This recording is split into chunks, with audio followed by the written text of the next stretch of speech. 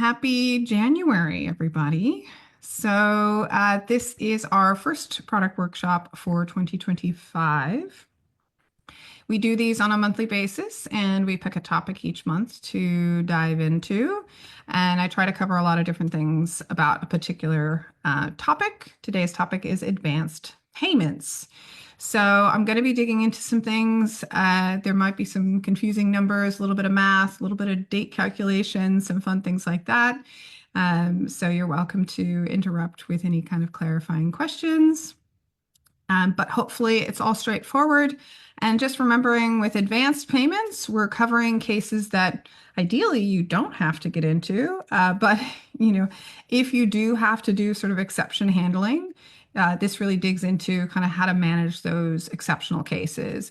But hopefully 90% of the time, people just make their payments all normally. And these advanced tools you never have to use.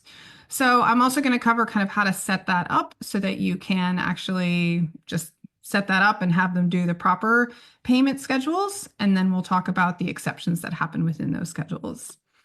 So I'm going to get started by sharing my screen here. And can everyone see my browser there? Great. So this is what we're going to go through today to some degree. We're going to bounce around a little bit, but I wanted to start by just making sure everybody is clear on the payment gateway options that YouLi offers. So when you are setting up your YouLi account under your account payments, our default is Stripe. And if you don't have a payment gateway account, you can make a Stripe account from here or connecting an existing one. You can also connect your Square or PayPal. And we also offer Authorize.net and CyberSource in the US. So keeping in mind that you can switch between these at any time. So in case you don't know this, you can disconnect and reconnect to a new gateway at any time, and that will automatically apply to all your trips. So if you do have any kind of issues where you decide that Stripe's not for you anymore and you want to switch to Square, it's just a matter of disconnecting from Stripe and reconnecting to Square, and it doesn't break your trips. So it's a really nice capability that we offer to allow you to switch those. And not only that, but you can actually, at an advanced level, if you need to, we can allow you to connect to different gateways on different trips. So if that is of interest to you, please do get in touch with our team to learn more about that capability. Now, if you are using Stripe, we do also offer the ability to enable these additional payment methods. What payment methods depends on your country. So you'll have to double check within your Stripe account. We have a great article here. So just look for Stripe local payment methods and you can follow those instructions and it'll direct you to the Stripe dashboard in order to configure those. For those of you in the US, you might want to do an ACH, which shows as US bank account to your travelers. So a little bit of work to set that up, but not too much. So just follow those instructions and that option will appear to US residents to be able to choose the US bank account. And then we handle that, they call them webhooks. So the US bank account takes a little bit longer, and that's actually something to keep in mind when you're deciding whether or not to offer card versus US bank account. That there is a lower fee for US bank account or ACH transfers than credit cards, but it takes longer. Sometimes it can take 5 days for that money to come through. So if you need that money right away, credit cards are the way to go. If you like the lower fee and you're willing to wait a little while, then offering them those US bank account options is good.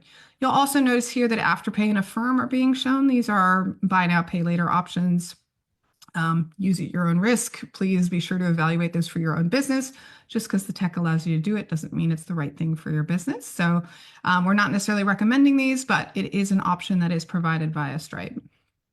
Another option is Apple Pay. So we offer Apple Pay and Google Pay via Stripe. They will automatically show up as options just like these do. Google Pay automatically appears, no additional configuration. When you connect to Stripe via YouLi, Google Pay will appear to people who have, if they're in a Chrome browser and they have a Google Wallet set up on their device. If you want Apple Pay, there's just an extra little step that you have to do. So you just have to turn that on in Stripe, and then you just need to add the Apple Pay domain in YouLi. So follow the instructions on the YouLi side, and then you'll see this pop up when the customer is using Safari and has an Apple Wallet connected. So keep in mind, if you're clicking in and saying, hey, I don't see it, but you're doing that on a Chrome browser, on a Windows machine, you're not going to see that Apple Pay thing show up. So keeping in mind that these dynamic payment options are great because they're very smart. They only show to the people who can use them, but it can be confusing to test them. And remember that we offer consulting. So if you do want to book in some time with the YouLi team to go through this for you and troubleshoot any issues you're having connecting these additional payment options, it's just $80 US to book in one of those consulting calls. So any questions on what I just talked through in terms of the various payment gateways and payment methods? Crystal clear. I love it. All right, well, we're going to move on to payment installments, and we're going to talk about the way that we allow you to create these payment schedules. So there's a couple of different options, and let me just switch back to this one. So when you're creating a payment schedule, you need to first pick your mode. So when you click in to create a payment schedule, that first installment that you create, it'll say add deposit, and then you have to make a choice. Now, we currently recommend the dynamic plan. We're finding it's the most popular one for a lot of our new clients, and I'll explain a little bit more about what dynamic means. But we do also support fixed amounts and percentages. So there's 3 different options that you get to choose. Once you choose that is the mode that your payment schedule is in. So you can't change your mode once you've sort of gone down that path unless you delete all your installments and start again. And once you start taking payments on the trip, you cannot delete your installments. So keep that in mind. You can play around and test this when you're just kind of discovering the platform, but once you're actually live with the trip, you can't change your payment schedule mode. So think about what you need and make the right choice for your trip. This can be set on a per trip basis. So if you want fixed on one trip and dynamic on another, not a problem. So how do you make this decision? Well, obviously fixed amount is the simplest. So if you like simple, fixed is great. The installment plan is $500 deposit plus maybe the balance, and that's it. That's your payment schedule, right? Can be that simple. Then maybe you turn on chip away, which allows your customers to kind of pay little bits along the way. We have a lot of clients who really love the fixed style, set a deposit, set a balance, and then give them the option to pay little bits along the way if they want. And so that's really straightforward if you don't need to collect more money along the way. But if you need to manage your cash flow, then you might want to consider the percentage model. So the percentage model allows you to specify a percentage. So when you're creating your installment, you get to decide that it's a percentage. And you can even round that. So if you don't like that to be 25% and that leads to $3,960.23, if you don't like that kind of ugly number, you can actually have that round to the nearest 10. So it can basically just sort of make it a pretty percentage. Keeping in mind that, of course, you don't need to worry about, oh, wait, but I need those cents. Yeah, it's okay. It's not that they don't have to pay the full amount. Whatever doesn't get picked up by an installment always falls into the balance. So keep that in mind that we do always create a balance due installment automatically. So you don't need to create that. We have seen that sometimes. Sometimes customers just get a little bit into it and they create all the installments. And so then the balance due ends up being 0 because they've made an extra installment. So just watch out for that. It's not bad. It just looks a little bit weird to have, your remaining balance always be 0. So keep that in mind that this is here to catch whatever isn't included in your previous installments. So this is what this looks like on the planner side when you're setting this up. And just to give you a little bit of context, we're here under update trip and under pricing, and then we scroll down into the payment schedule. So that's where we're creating this. And we're looking at the percentage one. So here's what it looks like. For a person that's on this Galapagos Islands trip, and you can see how these are spaced out, right? So each one of these installments is based on a percentage. Now I'm going to reload this actually because I've just changed it to be rounded. Well, it doesn't matter because it was already rounded. So there you go. Fun with math, right? So this does exactly what you would think it would do, which is this is 25% of the $4,000, right? So keeping in mind that when you're doing percentage installments, basically what you're doing is you're saying, I want them to pay 25% of the total. So that's what the percentage means. And that means that number will change if people are booking into the trip at a $10,000 level. Well, then this will be $2,500, right? Instead of $1,000. So it's really good to use percentages when you have people on lots of different pricing. And it's also good to use these models if you have a cash flow requirement, like your suppliers need to get paid by a certain point. So let's say you need 25% by January 1st. And so you need to pass that through to your customers. And so you need 25% of whatever they owe by January 1st. If that's the way your cash flow works, you definitely want to use a percentage model instead of a dynamic model. So I'm just going to jump over to the dynamic one and show you the difference. So on a dynamic installment basis, they look very similar, but one of the differences is that you don't actually specify a number. So it's just a label and a date. You don't get to put a percentage in there or a number in there because we calculate it automatically for you. And the difference here is, notice that there's a January installment, but this person doesn't get a January installment. Why not? Well, because they came in on January 23rd. So if the person books after the installment in a dynamic plan, that installment disappears and the remaining amount gets spread across the remaining installments. This is a great tool if you've launched your trip 12 months out and people might book right away and then they get 12 months to pay. Or they might book 3 months before, and then you actually only want them to pay 3 installments and you want that balanced out. So it's kind of but this doesn't work very well if you have really hard sort of cash flow requirements for your suppliers. In that case, you really want to use the percentage model because see how this is late? See, this is showing us payment overdue. So I've come in now and I need to pay $2,000 right now because I'm on the percentage model. So I can't proceed without paying the full $2,000. Whereas if this was dynamic, this missed installment amount of $1,000 would actually be split $1,500 and then the remainder would have fallen down to this one. So it would have actually spread it across the remaining two and it would have smoothed it out. That's great for your travelers because it's smoothing it out for them. So instead of paying $2,000 right now, they only have to pay maybe $1,500. But it's not great for you if you need $2,000 right now, right? So whether you use percentage and then take advantage of this sort of catch-up system that happens where it forces them to pay whatever they've missed versus using a dynamic model where it actually smooths it out for them. And if they've missed one of those payments, that's okay. It just divides it evenly over the remaining installments. That's up to your supplier cash flow situation and also the way your customers like to think about this. So is there any question now that I've kind of covered the difference between dynamic and percentage payment schedules?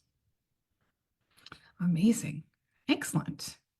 So I'm just going to pop into my notes, make sure I'm looking at this right. I do also want to touch on the fact that we're talking about payment schedules.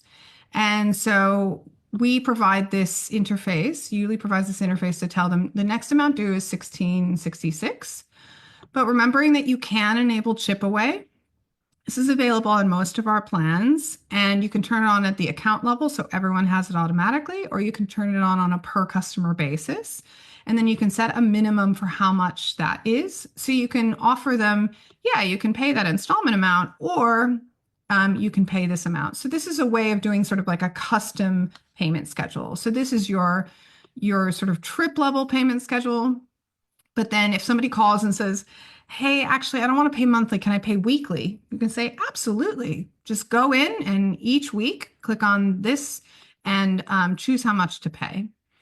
And you can configure this under your account payment settings. You can scroll down and you can determine what this phrase says here, and you can determine the minimum amount that they must pay if they choose to pay the chip away amount. So Nick, do you use the chip away feature? Is that something you like? Yeah, my customers love it. It's fantastic. And a lot of them will pay every 2 weeks, or if they come into a couple extra bucks, they like putting it down on the account. So yeah, it's absolutely been fantastic. Excellent. So of course that can lead to some things being a little bit messy. So I'm actually going to talk a little bit about the ways that things can get messy. And that's going to lead us into sort of the advanced topic. So far, we've been kind of covering like everything works great, right? People come in here, they click on this and they make their payments and it shows up, you know, they pay, everything's great. That is ideally how that works.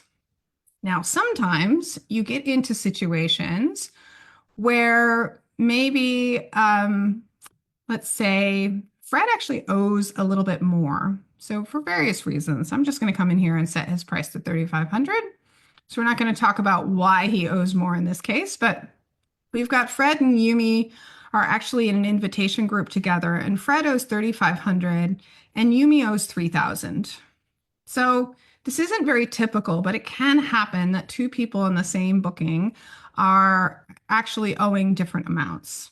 And then you as an organizer might have received a check from Fred, and you might come in here and you might apply this payment evenly across the invitation group. And you might save that. Now, when you do this, it will automatically spread it across the two of them. And I'm just going to show you how that kind of creates what we call a diverged payment schedule. So now Fred is showing as having paid $916.50, which is $83.50 short for what he owed for that installment. Whereas Yumi ended up overpaid $83.50 because they owed different amounts. And these are dynamic installments. And so they were different. And so it's sort of it's of course based on how much they owe. So when you do a split evenly, you need to only do it if the people who are in the invitation group owe the same amount.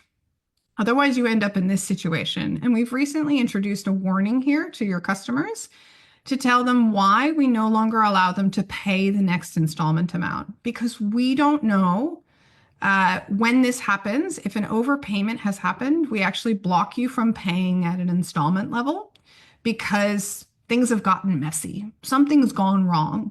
We don't know why it's gone wrong, and so we protect you from creating more problems by only allowing them to pay the remaining balance, or they can continue to make a chip away payment. So if you see this, usually the best approach to solving it is to jump back into here and remove the offending allocation record. So I'm just going to go ahead and delete and redo this payment. Now, keeping in mind, if it's all done by the traveler via the trip page, this almost never happens. So it's typically only when these manual payments are sort of put in the wrong place. So usually it's something you can clean up yourself. If you see a situation where someone's made a credit card payment and it's misallocated, you can always open a ticket with us and we can help you resolve that. But so in this case, you actually want to uncheck this box so that you don't end up splitting that evenly across the two people. So I'm going to cancel this one just because I'm not going to complete that flow there. And now I've removed that installment. And I just want to show you now that I've removed that installment, see how they've gone back to being converged. So before there were two different payment schedules appearing, and that's because they were diverged. Now I've removed that offending payment, And now I can see that it's kind of come back together. And so now from here, we can pay the next amount due. When that is done via the front end, this is properly allocated across the two of them. And so my recommendation is also, if you need to, you can record it this way and it will actually allocate it correctly across the different installments. Now, that is something that we're working to fix because we're realizing that allowing you to create these problems is not a good idea. So we are going to be taking away this, but I just wanted to make sure you guys are aware of the fact that if you split payments evenly across people who owe different amounts, it will result in a diverged payment schedule. And now you know how to fix that by deleting that offending one and then coming in here and actually using the bank transfer or sort of like manual payment mode to get them allocated properly. So here you can see 833 for Yumi and 1,000 for Fred Armiston. And now I can click here to mark this as received. And you can actually mark this as check number 1234.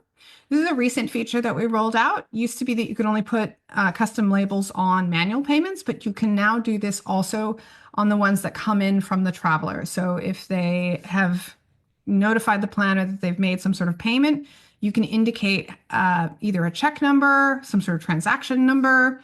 We've had some customers offering crypto options. You can note that they sent via crypto or, bank transfer or check. So you can do this. This will appear on the traveler's invoice as compared to anything you put here. Received today, whatever note that you want to put for your own team, and you can choose whether or not to send a confirmation email. So now when I click mark as received, and then if I reload on this side,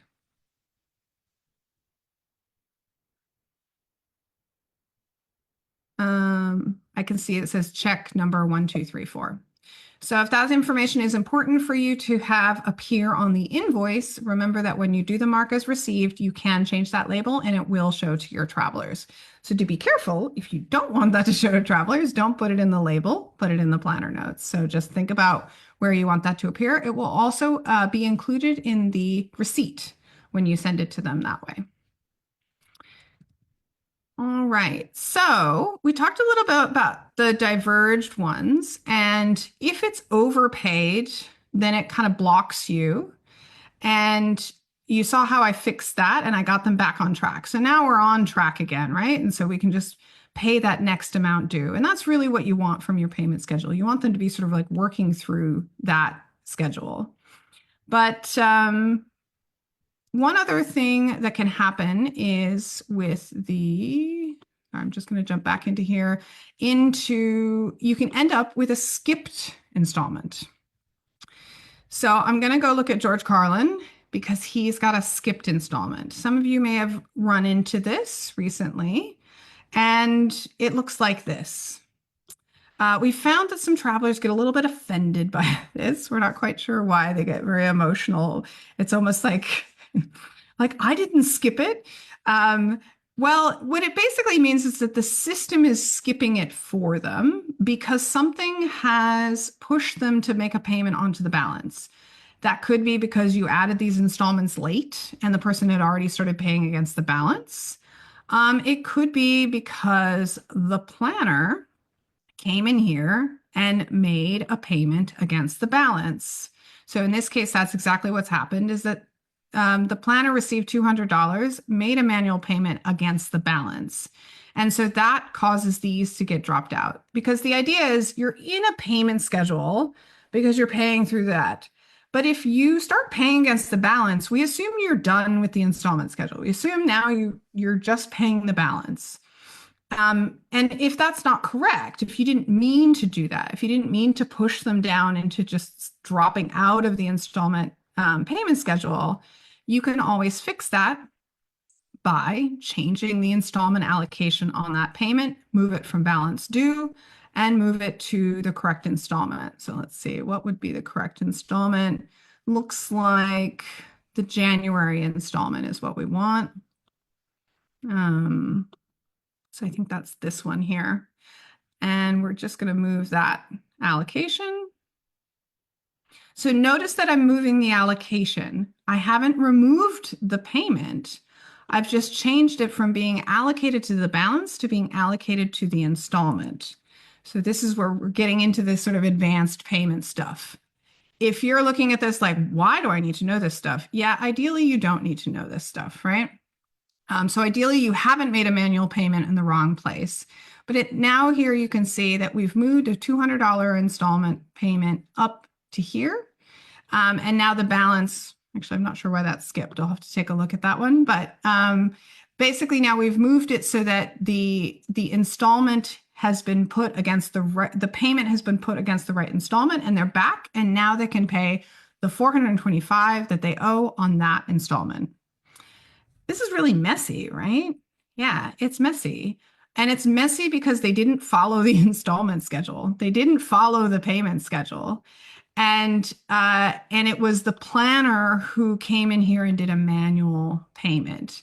As long as your travelers are choosing to pay through the UI and either paying the installments that are due or paying chip away, it will all get allocated correctly. It's really only if you as a planner come in here and start doing manual things that you can kind of mess up their payment schedule. So keep that in mind when you're doing anything manual, to double check that what you've done hasn't created a diverged payment schedule or an over allocation or drop them onto the balance and force them into a skipped mode. Now I'm going to pause here because I think that was a little bit of numbers here and there and a lot of different changes. I want to make sure that everyone's clear on the concept of allocations and installments, and I'm happy to dig into that if you need more. Excellent. Well, so I think one thing we previously didn't always show this, and we do now show this. When a payment has been allocated, we show what installment it was allocated to. And that's really important because you might need to change that installment allocation. So if you've made a payment, if you recorded a payment and you put it on deposit, but it should have gone to another installment, you can just change it here. And that's even if it was paid via credit card, you can move that around now. So you can move those things around, which is also really helpful if you're doing a transfer from another trip. Because if you're doing a transfer of someone from another trip, the installments might not line up. And so you might have payments like that are all allocated to the deposit, but they should actually be allocated across the installments. And so you can come in here, click on the action button and click change installment allocation. All right. So another thing to keep in mind about the skipped payments. Previously, when you recorded a manual payment, you couldn't record against an installment that already had a manual payment against it. So as of about a month ago, we changed that. So you can now do a partial payment, a partial manual payment against an installment that is not yet paid in full. So you can see here, deposits fully paid. So I can't make a manual payment against the deposit because it's fully paid. But I can pay against the this installment, and I can pay the remainder, which is $425. And then once I do that, it will be paid in full. And then I won't be able to make another payment against that from the back end. So now if I click in here and click record manual payment, I think that should be right. Let me just reload that and make sure that's the case. So we should be protecting you now against, all right. Maybe it's because YouMi actually still owes something there. But generally speaking, the system should be pushing you towards the installments that are due next. And it will allow you to do partial payments so that you can have more than one payment. And that'll keep you from also ending up with over allocations. Like if you need to, you can split them across. So you can do like 400 on this installment and 200 on that installment. So you can now do that from the manual payment side. And in the next update, this will actually start being smart. So instead of letting you split evenly, we're just going to allocate it according to the payment schedule. So we're going to stop giving you this power and just start applying it the way that it would have been applied if the traveler had done it. So now let's talk a little bit about paid in full. So I'm just going to jump onto, I think it's this one that I want to look at. I'm just going to check whether or not I've got Fred in the right state here. So we talked about, so Fred, I increased his price to 3,500, so they owe different amounts. And I don't know if I didn't pause to show you this, but when I changed that, this number changed. So when I increased his price from 3,500, it went from, I think it was 1,666. And then these installment amounts went up to 1,833, right? Because the amount owed goes up. So keep that in mind with both percentage and with dynamic installments, that the amount of the installment will change if the price that they owe changes. So we have had customers who've said, you know, look, I told my customers that the installment plan is this amount, this amount, this amount. If you need fixed, use fixed installments. And then they won't change just because someone's price changes. But if you need it to be a percentage or you need it to be dynamic based on how many installments are left, then this is a good approach. But keep in mind that if you then change their payment amount, the total amount due here, these next due amounts will change. So if I was like, gosh, they've gotten awfully quiet. Okay, so wondering if you knew. No, I just kept talking. You were talking about in the future that when they that it's going to only add the amount due to the total, not to the part up above. So when you were saying in the next week, in the next update. Yeah, so let me just show you. I'll go through that again just to make sure that I didn't miss out the examples. Excuse me. So here I've got, this is overpaid by 150. So this isn't a great example. I'm just going to go ahead and,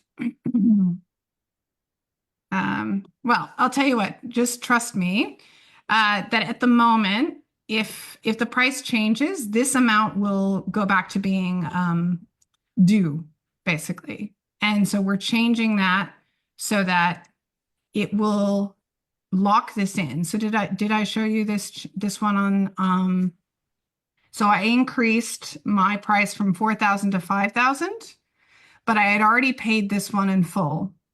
And so see how this is now 1,250 and this one's 1,000. The current way it works is that this would change to be 1,250 and I would owe 250 on this installment. But now it changes this to be 1,250 and then the remainder of that falls to the balance. So we're basically having the concept that an installment becomes complete or fully paid. And it can become fully paid because they've paid the full amount. Or it can become fully paid because at the time that they made that payment, it was fully paid. And we will respect the fact that that was considered fully paid. Now, if you go and delete these payments off of this installment, it will dynamically recalculate to be 1,250 because you've removed those payments. But since they already paid and they paid when that was only 1,000, we will consider that complete. This is an advanced thing in certain ways. And most of this you won't ever need to think about. But it's basically saying that you can increase the price of the trip and you can still pay on it. And you won't suddenly be owing on installments that you previously paid in full. It doesn't really matter. It's more of an aesthetic thing because at the end of the day, they owe this much money, right? They owe $3,500. Previously, they would have paid that across 3 installments, and now it's getting split across the 2. But same, at the end of the day, $3,500 for you guys, right? So some people noticed this and really hated it, which is why we're going to change it. Most of you never even noticed it didn't even bother you. Any questions on that? Because it can be a little bit puzzling to think about, like the concept of paid in full versus, and then changing the price. Are you guys comfortable with that dynamic element there? Yeah. Right. And this is one of those powerful things about the YouLi platform is that you can change the amount that they owe. You can change their invoice even though they've started paying. This is a unique capability. And even if they've paid the balance in full, even if they've paid all the way down to $5,000, if you then increase it, like they add an add-on or they have a fee or something like that, it unlocks that ability to pay. So it's just that where that shows up is a little bit different. So previously it would have gone into the installments that have already been paid, and now it'll just show up at the installments that have not yet been paid in full. So that's coming next week. And then we talked a little bit about the mark received, and I just wanted to cover as a last bit the ability to transfer people to another trip. It's a really powerful feature, and it's maybe a little bit hidden. It shows up on your trip board here. So I'm just going to show you this example on this trip board. This little icon here means transfer. And so if you click on that, you can actually choose to transfer them to another trip. And so, be sure and read all of this when you're doing it to make sure you understand what's being moved. Because it's a transfer, not a move or a copy. It's a little bit of both. We copy them to the new trip, and we keep a record that they originally booked onto this trip, but now they're transferred onto a new trip. And then we copy a bunch of data over, and then we move their payments. So this is really important. Obviously, you can copy form data, that's fine, but you can't copy payments because there was only one payment. You only got paid once, so we're not going to make a copy of that. So the personal documents get moved and the payments get moved. And so if we transfer, so we're just going to transfer Ali over to the Bali trip. And it notes for you that the old links that Ali had no longer work. So when they click on them from old emails, it'll tell them that they need to get a new link. And so that new link is on their new trip board. So we recommend when you do a transfer to go ahead and send them a message to tell them, you've been transferred, right? And then they immediately get that new link. We don't do that for you automatically. So you do need to make sure to communicate with your traveler when you've done that transfer. And so, so you want to take a look at, oh, sorry. Of course, I transferred them onto a trip that isn't in bookings mode. So let me get that switched over.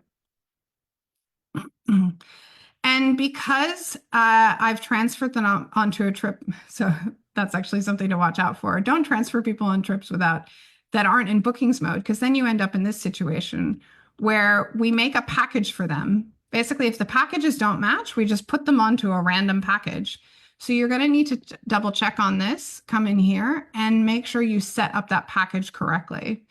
So I'm just going to go ahead and change this to standard and set this to 2000. So remember, when you are transferring people, that we do the best that we can, but we can't know exactly what you want us to do in the cases where they don't match. So if Ali was on a standard package on the previous trip and there's no standard package in the new trip, we just put it onto a transferred package, and then we give you the space to clean that up and fix it for them. So now that I've done that and I've switched him over, I've created that standard package. Now I can see that I've got this manual payment that came over from the other trip of $50. And so if I take a look at that under manage payments, now this is actually a lovely new feature that's coming out next week as well. You'll see that he's booked and past due, because he made a payment, but now on this trip, there are installments that are due that he is past due on. So we didn't used to show this on the planner side. We used to only show this to the traveler on the trip page, but you will now see these triangles here on the managed payments Trip CRM, and on the bookings report. So if you see this little triangle, it means this person is booked, they have at least paid a deposit, and they have at least one installment amount that is past due. And then you get to handle that as you decide. We have seen a lot of clients starting to implement late fees for these situations, which you can use line items to do that. And we have seen people encouraging people to sign up for auto pay to avoid those late fees. So we do recommend thinking about that. We are still in trials with auto pay, but we're expanding the trials. So if you were interested but didn't reach out in December, please do reach out and we'll get you started on Stripe auto pay. Because obviously we don't want you to see a lot of these triangles. We'd rather these are green tick marks here. But we had a lot of customers saying it would be great for us to be able to see who is past due, whereas previously we only showed you that they were owing, but we didn't distinguish between owing and past due. So now that is being visually distinguished, and we're going to be adding more filters so that you can filter for that as well. But noticing here, now that we've transferred this manual payment over, Ali is actually going to end up, this is not against any kind of installment, but there's also there's no installments here. But if you needed to, you can move this installment around and you can adjust those schedules here. So do take a look when you transfer someone to make sure that manual payment has been applied where you meant it to be. So do keep that in mind when you're doing transfers, and double check that when you've done the transfer, the payment, that payment is put on the right place. Because by default, if it can't match up the installments, it's going to put it on the balance, which could lead them into that skipped mode, right? Where they're not on a payment schedule. They're going to drop off into just paying the balance due, which is what you're seeing here for Ali. So remember, when you're doing these kinds of advanced things, double check, click on the invoice. After you've done your thing, click on the invoice, look at it, make sure that these are the options you want them to have. If you're expecting there to be an installment schedule, double check your payment plans. If you're expecting them to be able to do chip away, double check that you've either turned it on at the account level or turned it on for this person. If there's multiple people in the group and they have different prices, making sure that they haven't diverged and ended up with over allocations or under allocations. And now we're going to be handling the paid in full concept. So you shouldn't see paid installments becoming unpaid just because the price goes up. So we've been doing a lot of changes to improve this experience. I hope this session was really good to help you understand what we have already done. But we continue to appreciate hearing from customers that want to share feedback on the way they would like their payment schedules to appear. It is because of customer feedback that we have the dynamic installment payment schedule option. So if you have any feedback on these advanced payment options, please do let us know, and we'll definitely take it into account.